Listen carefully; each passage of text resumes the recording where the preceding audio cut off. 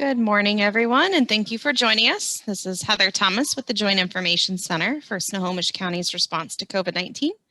I'm going to take a moment to click some buttons to make sure that all of the media who have joined us have permission to record.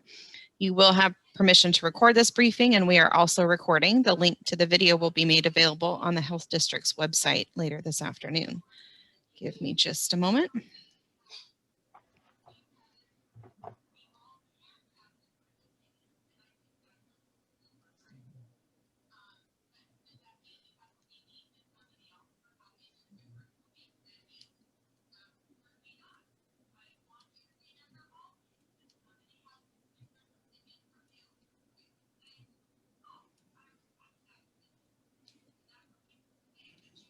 Okay, I think I've given everybody permission, but if something happens, go ahead and send a message through the chat box to the Joint Information Center, and I will get that fixed. We're joined here this morning with Snohomish County Executive Dave Summers, Snohomish Health District Health Officer Dr. Chris Spitters, and Snohomish County Department of Emergency Management Director Jason Biermann. Each of our speakers will give an update, and after all of the speakers have shared their remarks, we'll take questions using the chat feature. As a reminder, please submit your questions to everyone so that all of our speakers can see. With that, thank you for joining, and I'll turn it over to Executive Summers. Well, thank you. Good morning, everybody. Thanks for being here. And I'm going to be really brief this morning, but oh, hold on. Sounds like a jet engine firing up in the background. I just wanted to take a minute to really thank you, thank the media for partnering with us over this last year and getting the word out about the pandemic and our response. No, we have tried to provide the best information we can to you, but you're the folks that get it out to the public. And I want to let you know, I very much, and we very much appreciate that partnership, but you've really helped keep people safe and understand the importance of getting vaccinated and all the rest. And, you know, we could not do anything we do without you. And I've always felt that way. You know, my background as a scientist was trying to get the best information I could, but if you can't convey that information, get it out and use it, it's not very useful. So, and I know at the national level, it's been very tough on the media over the last few years, but I just wanted to let you know that we appreciate you and thank you for your partnership. And I wish we could have more of a two-way dialogue in these sessions. But again, thanks for being here and thanks for doing the work you do. And it's been tough sorting through all the information, but you've done a great job. So thank you for that. And that's it. So with that, I'll hand it over to Dr. Spitters.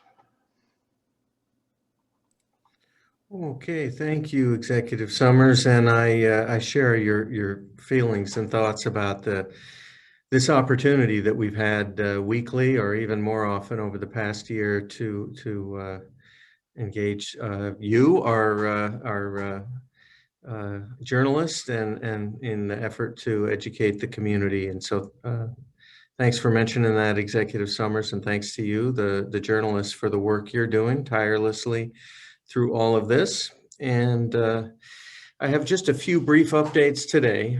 First, good news, we saw another decrease in our rolling 2-week case rate, now down to 154 cases per 100,000 for the 2 weeks ending Saturday, May 22. As I mentioned last week, these decreases are welcome news. However, COVID is still circulating widely in Snohomish County, and we continue to see we had, I think, 500 cases last week, a little bit over that, 550 cases last week. Still had 25 hospitalizations for COVID and a handful of deaths. So people are still suffering and getting hospitalized and even dying every week due to COVID, but things are improving. And just as again, to go back around on that, we've lost, I think it's 11 residents to COVID since the beginning of May. And we have 35 people in the hospital, 8 of whom are on ventilators. This is why masking up and getting vaccinated remains so critical. And speaking of getting vaccinated, the Snohomish County continues to make strides in the vaccination of our community. You know, despite what we've noted, and it's been mentioned in the press, you know, that demand is down a bit. You know, we still did 45,000 doses last week, so you know, there's still a lot of progress being made. So far, we've administered almost 750,000 doses in Snohomish County.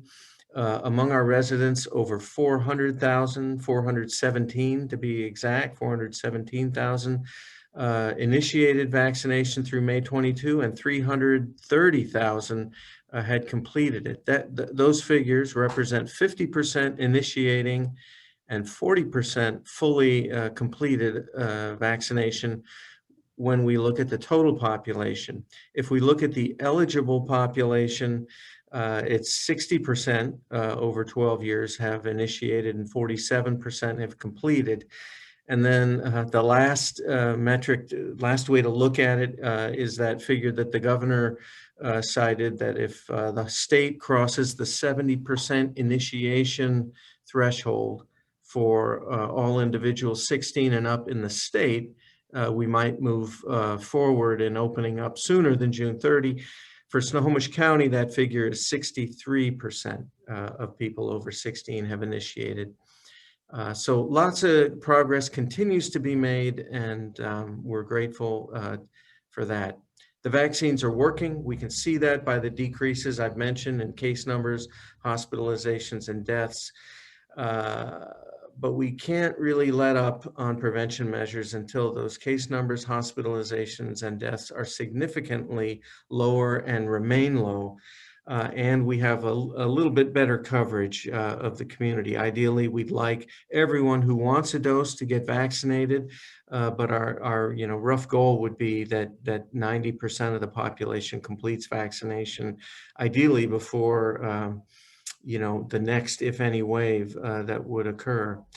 With the revised mask guidance from the Centers for Disease Control and Prevention and the State Department of Health over the past couple of weeks, I'd like to remind parents, guardians, and others that most of the children in Snohomish County are not fully vaccinated or even eligible yet.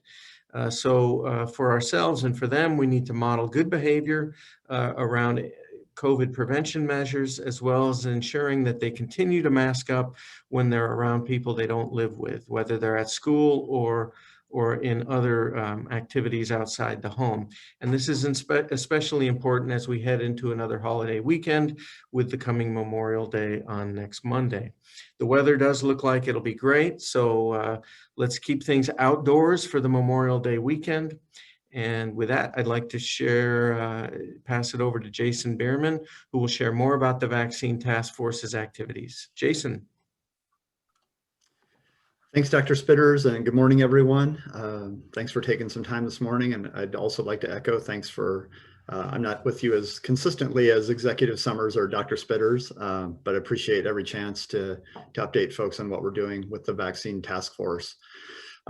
This week, I am going to talk about what we're doing and talk about some of the things that we'll actually be doing in terms of a bit of a shift in our strategy.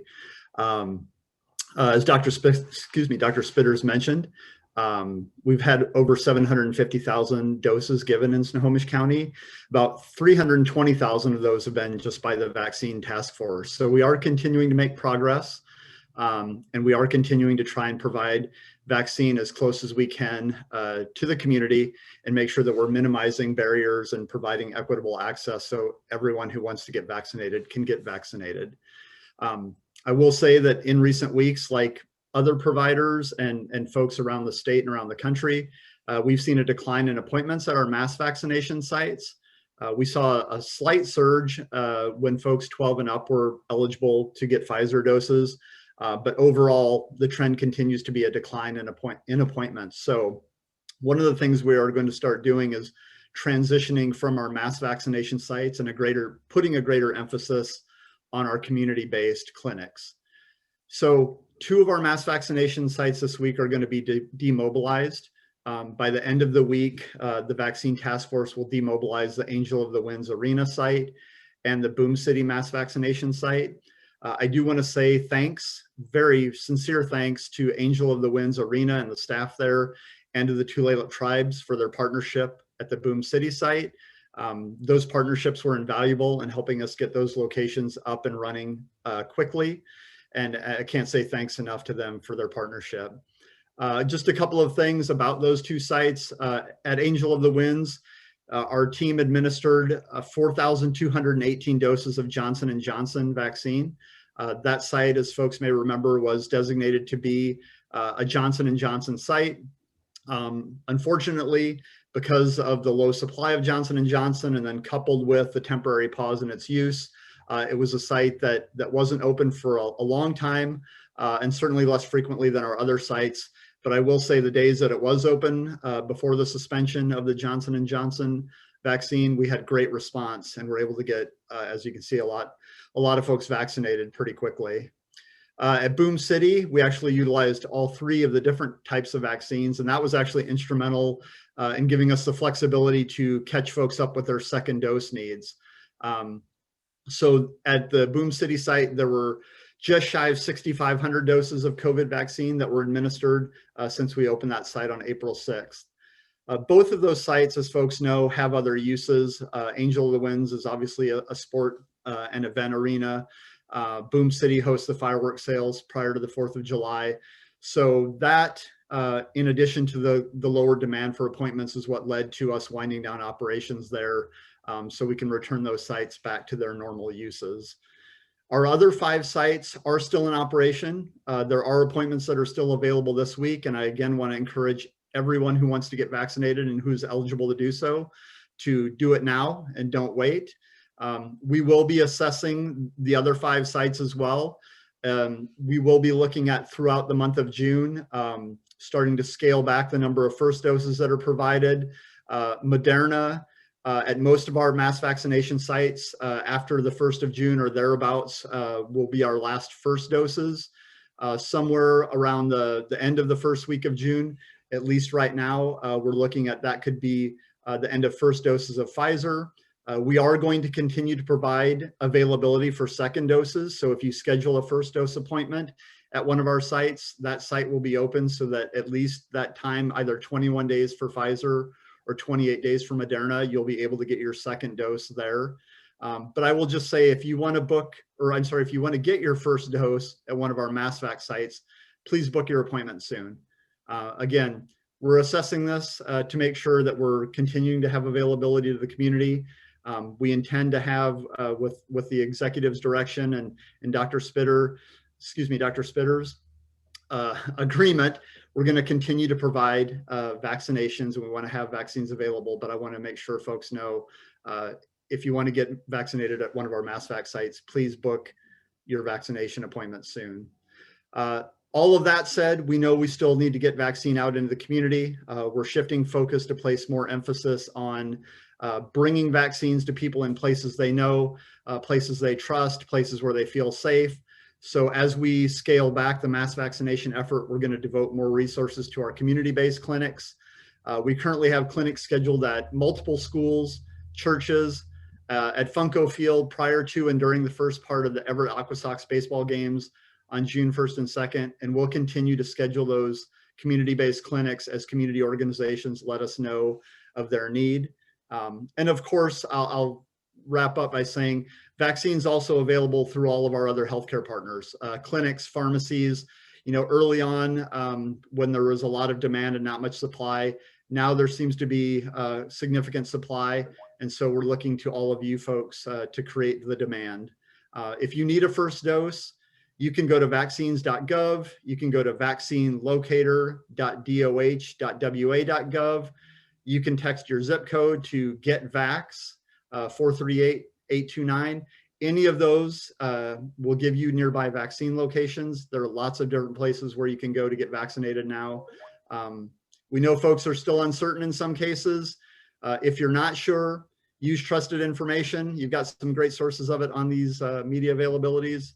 I'm looking at Executive Summers and Dr. Spitters and myself, hopefully. Talk to your medical provider. Talk to other folks who've gotten vaccinated. Hear their firsthand experiences. We are going the right direction. We've provided a lot of vaccines, and I want to thank everybody, including those partners I mentioned earlier, who've been making this possible.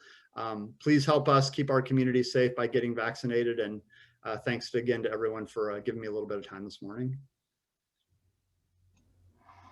Thank you, Jason. Yeah, I just wanted to second the thanks, particularly as we wind down at Angel of the Winds. The folks there have been fantastic since day one, first with the quarantine site and testing efforts and vaccines and all the rest. So it's just, they've been wonderful partners. And Tulalip Tribe's also opening up their Boom City site, but also the great work I know they've done with vaccine distribution up there, not only on the reservation for tribal members, but for the whole community. And so thank you. And those partnerships are what really got us through this. And thinking of all the other partners, Boeing at their site and all around the county, we'll thank them in due course. But it's been one of the heartening things about this whole pandemic, that the silver lining. So anyway, any questions? Do not see any in the chat. If you have any, please type them into the chat. Okay, first, can we talk more about the mobile clinics? How are those locations selected and how do you advertise them? Maybe Jason, do you want to take that? Sure. So in our case, we have a link on the website where community organizations can submit a request to host a mobile clinic. Generally, the selection really is a matter of timing. We work with them to determine when's the best timing for them. And then we advertise them primarily through that organization. Again, these are community-based. We want folks to feel safe. We want it to be a place where they're trusted. So generally, they're not, depending on the organization, they're not broadcast widely. They're usually fairly small in terms of the number of folks that get vaccinated there. So that's, it's a fairly simple process of an organization asking or submitting a request, and then us just getting on the schedule with our folks, and we let most of the other work in terms of advertising, we let them lead that so that they're getting the folks there that they want to have in that space. Thank you. Doctor, probably, has the health district had any conversations with Department of Health about the rumored heart condition that may be linked with vaccines? Yes, indeed. The health district has been in communication with the State Department of Health regarding a small number of cases of what's called myocarditis or pericarditis in patients associated with COVID vaccination. That is, this condition occurring in some people a week to two after vaccination. At this time, we're not aware of any cases of this having occurred in Snohomish County, but I know that the State Health Department is working with the hospitals to try to determine, sort of do some case finding and then investigate those cases as to whether there may indeed be a strong relationship between the vaccine and those events. Myocarditis is inflammation of the heart. Pericarditis is inflammation of the sac around the heart. Most of the reports that have come up are myocarditis. This is a condition that most commonly is caused by viral infections, but also bacterial and parasitic infections. Trauma, malignancy, and autoimmune disease are also on the list of conditions that can cause this. And so part of that work would be to, one, find cases of myocarditis that have occurred in the state since vaccination started, then look in detail through their medical records to see whether they've had COVID vaccine, and then whether there's another more likely explanation for that. We're also aware that the Advisory Committee on Immunization Practices Vaccine Safety Technical Work Group met last week to review this very issue. The overarching feeling expressed was that there may be an association, but it's not proven yet. Small number of cases, mostly mild to moderate cases occurring predominantly in adolescents and young adults, more often male than female, more often occurring after dose 2 than after dose 1, and typically occurring within 4 to 7 days of vaccination. Again, I want to note that the association has not been confirmed as being causal, and the investigation by the State Health Department and CDC is ongoing, as well as further case finding through the healthcare system and the vaccine safety monitoring system. Great, thank you. Also, Doctor, what are your thoughts on Moderna's news today that in their latest trial, the vaccine appears to be safe for 12 to 17-year-olds? Fantastic news. Not unexpected, but it's great news to see that moving forward. That means that they'll be applying for extension of their emergency use authorization to cover candidates for vaccination down to age 12.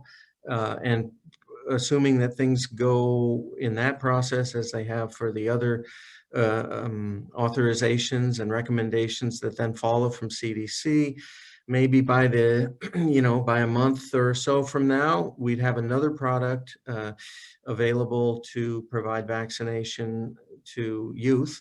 And that's helpful in particular because the storage and handling requirements for Moderna are a little more forgiving, making it easier for our healthcare system partners who don't have these deep, minus 80 freezers to engage in that work. So it's fantastic news.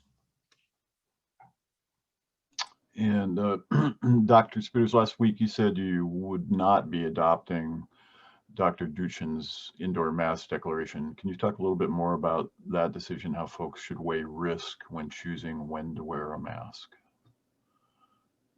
Well, sure. The idea, again, the principles underlying the King County indoor public space masking order largely reflect that in venues operated by, businesses, other enterprises and organizations, it's very difficult to vet at the front door who is truly vaccinated and who is not, which is that's the branch in the road in the state and federal guidelines around masking.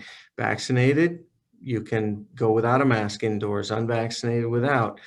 But it's very hard to vet that. And it's not unreasonable to think that some people who are unvaccinated might ride along with the vaccinated folks and not mask, making it difficult for staff and customers to know whether they're truly safe in terms of people who could be transmitting being masked. So I think that enterprises reserve, rightly so, the right to not have to do that vetting and also, increase the safety of their venue by just asking everyone that comes in to mask. And the difference between,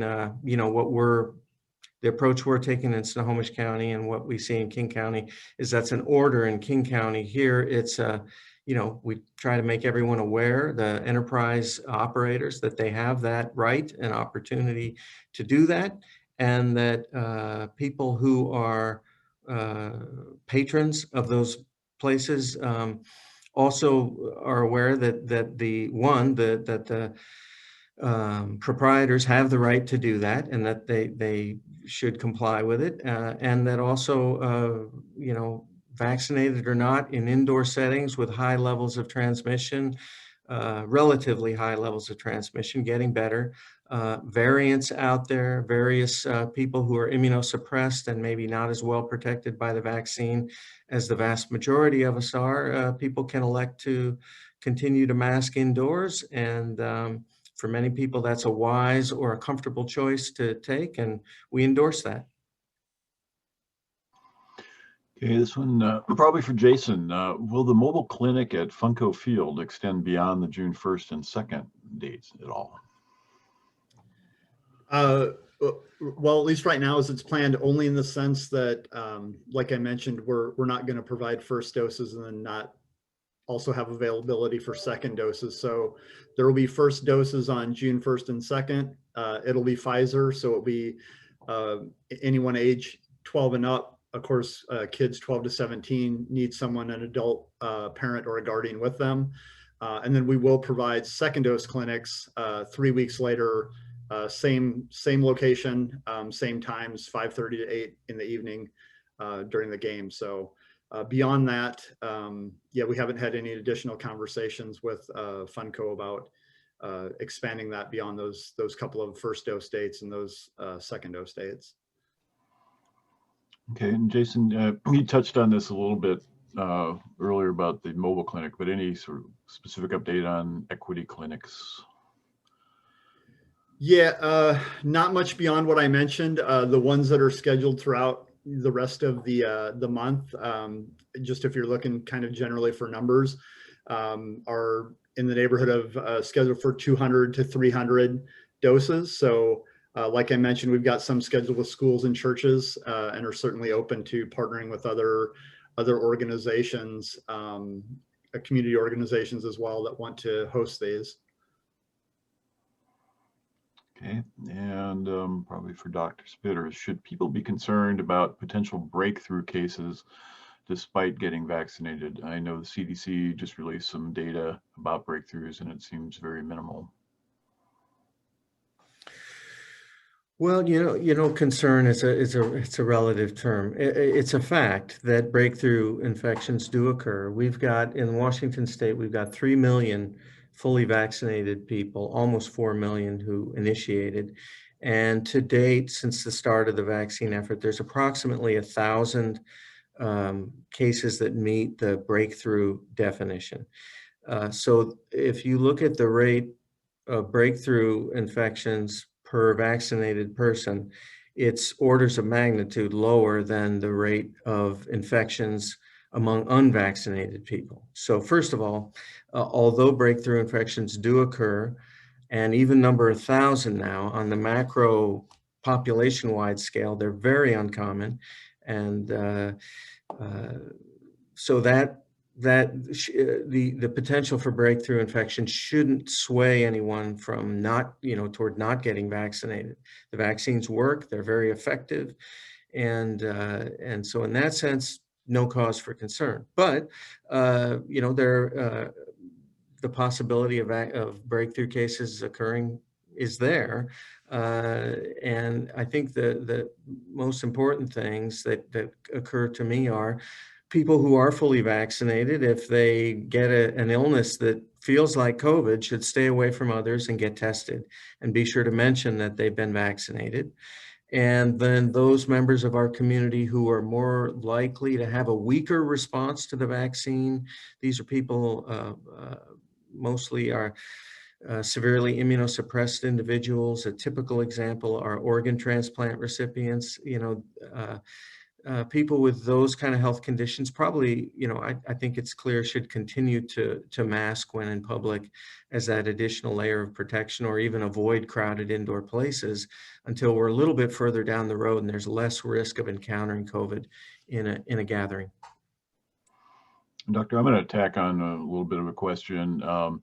We've talked about, eventually we're probably going to be talking about booster shots for folks, and we can all anticipate that at some point they will be, both available and recommended, but that's probably both to a fall off in the effectiveness of immunization over time. You get more, loses its effect. We're still looking at that, but also to deal with any variants that come up. You want to say a few words about that and what we know or are thinking? Right. Well, I think you really, your question also kind of contains the answer, but I'll reiterate it in that light. So first, immunity to coronaviruses that infect humans, the ones that cause the common cold, that are not SARS, not COVID, not MERS, not the SARS-1 that we had back over a decade ago, to almost 2 decades ago now. But the common cold human coronaviruses that have been circulating for decades or centuries, those can reinfect people, sometimes even in the same year, but usually within a few years. Antibodies and immune protection against those infections fade. We do see in the year of follow-up that we have with cases and vaccinees that antibody titers persist, but they do decline with time. There's another wing of the immune system called cellular immunity. These are cells that kind of look for foreign things and gobble them up without using antibodies. Those also persist for months, but do tend to weaken with time. And so there's thought that we don't know the timeline for COVID over which, at what point does that decline in immunity over time leave a person unprotected? That's still to be determined, but we do know it declines with time, and that ultimately revaccination is likely to be necessary. And as Executive Summers mentioned, the emergence of variants, some of which in the test tube are a little more resistant to immunity afforded by prior infection and or vaccination. That hasn't translated into substantial clinical effect in the community with reduced efficacy against those variants, but things may change and a variant may come along that is a little better at evading immunity acquired from vaccine or prior infections. So the idea is that periodically in the future, I can't say whether it's annually or every 2 years, but at some point there will be a need for periodic boosters. And the vaccine manufacturers are already working on putting together the newer vaccines that would contain the existing variants to kind of update the vaccine, just like we do every year with influenza.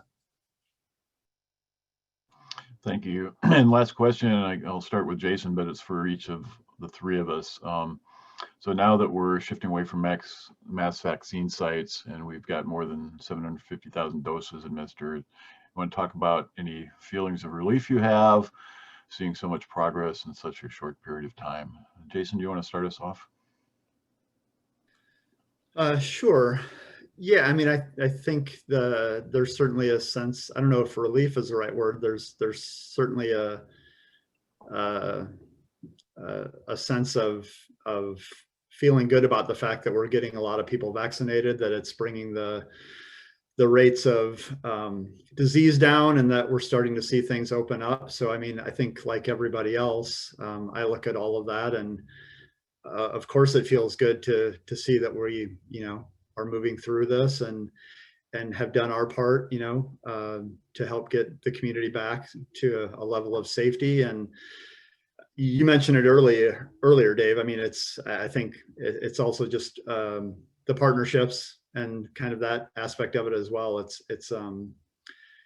I guess, again, maybe it is relief, but it's also just a reflection on all the amazing partnerships throughout the last year and almost a half that we've been going at this, that I think are probably more first and foremost in my mind. Doctor? Well, the first thing that comes to mind is how we were feeling a year ago at this time, roughly. I think we were on the downside of that first wave, but still it was terrifying, overwhelming. The hospitals full, people dying, long-term care facilities with unmitigated transmission outbreaks, lack of personal protective equipment, just barely starting to get some robust testing things going, and hoping that we could try to muscle through this, but not quite sure how it was going to look or what that would take. And clearly the vaccines have created an avenue, but we wouldn't have reached this point, without the cooperation and help of the community members, the press, getting the word out, the collaboration with the county, and especially your operation, Jason, and all the mass clinics and getting everything done that you've helped get done. It's just been tremendous. And there's a long list of other people whom I haven't mentioned, but it really has been a great partnership, and the outlook on life has changed substantially. I would just, my caution is that, it's not over yet. Things are looking great, but we still have to be wise. We still need people to get vaccinated. And then there's a lot of recovery that needs to occur. There's a lot of people struggling out there economically, emotionally, deferred health care. And so we've got, as a community, still a lot ahead of us to recover from this and to keep morbidity down through vaccination and wise choices. Thank you, Doctor. I'll take off where you left off. As I'm thinking both about just the great team we've had and the great job Snohomish County has done. We were the first, documented case in the U.S., but out of the 3-county area, Pierce, King, and Snohomish, we had the lowest infection rate and mortality rate. So we're very proud of the team and the partnerships. But we're in the middle of recovery planning, and we know that that's going to be actually many years in the implementation. As Dr. Spitters mentioned, we've got families that are hurting. We've lost loved ones that are deeply affected and have been deeply affected by the virus. And they're going to continue to need our help and support. We've got many, many businesses that struggled or even failed that need assistance. The whole future of work issue is very front and center for us at the county. And what does the new workplace look like? There's a lot of great things about remote working and telework, and some not so good things. So I think everybody, not only local government, but private businesses and families are kind of going to have to sort through that. So there's a lot of work to do. I see the light. I feel really hopeful, and I'm very glad and grateful for the vaccinations, and but we've got to transition here and continue focusing on recovery and helping people, and that's going to be a multi-year process. So lots of work to do, as the doctor mentioned, and we just need to stay focused on making sure we're keeping safe and keeping our eyes open about what's going on around us and with any potential variants and that sort of thing, and stay ready for whatever comes next. But very grateful to the team. Thank you so much. And I think that is it for today. Great. Thank you all for joining us. This is Heather in the Joint Information Center.